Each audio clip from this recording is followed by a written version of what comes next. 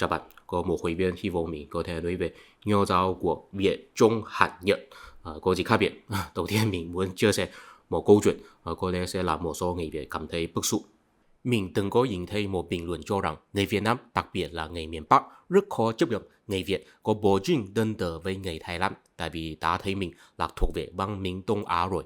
Sau đó mình trả lời rằng mình rất ngạc nhiên, tại vì đa số người Trung Quốc, Hàn Quốc và Nhật Bản sẽ không thấy Việt Nam thuộc về Đông Á. Sau đó có người khác bình luận cho rằng người miền Bắc vẫn bị ảnh hưởng bởi nho giáo trong lối sống dù họ không định nhớ được. Phản ứng đầu tiên trong người dân mình là nếu bạn không định nhớ được thì căn cơ của bạn là gì? Hay chỉ là ảo tưởng của bạn thôi? Ở đây xin để mình giải thích một chút. Câu trả lời hồi trước của mình cũng có một chút khoa trương. Nói chuyện hơn là tại vì hồi trước mình có làm việc cùng với học giả Hàn Quốc, Nhật Bản, Đài Loan và Trung Quốc. Trong đôi mắt của những học giả, tuy Việt Nam có chịu ảnh hưởng của nho giáo vì họ không biết nhà tư tưởng của Việt Nam có ai.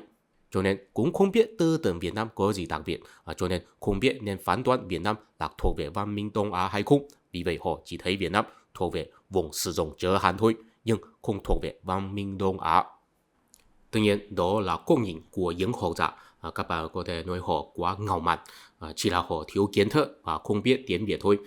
Mình cũng thấy người Việt Nam hoàn toàn có tư cách tự định nhớ bản thân mình, nhưng mà mình vẫn là bị dính vào một sự khó hiểu là nếu người Việt không định nhớ được bản thân mình có chịu ảnh hưởng gì với nho giáo thì làm sao có tự tin báo cho người ta rằng bản thân mình có chịu ảnh hưởng thâm sâu từ nho giáo.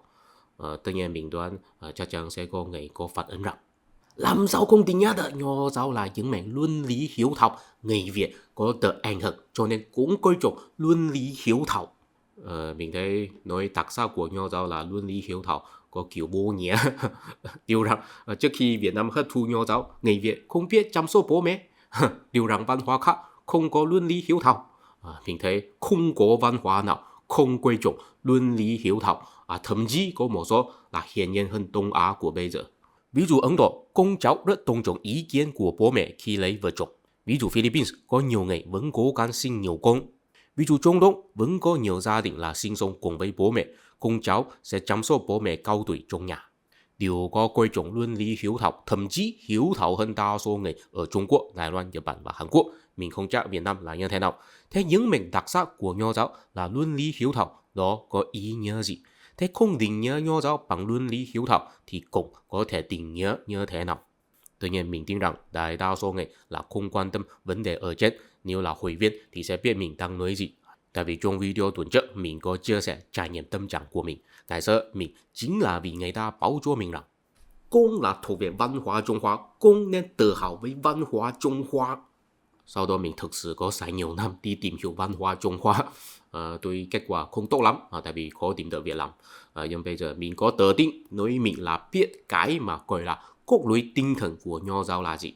Tiếp theo mình sẽ chia sẻ cho các bạn. Xin bạn quay xong rồi.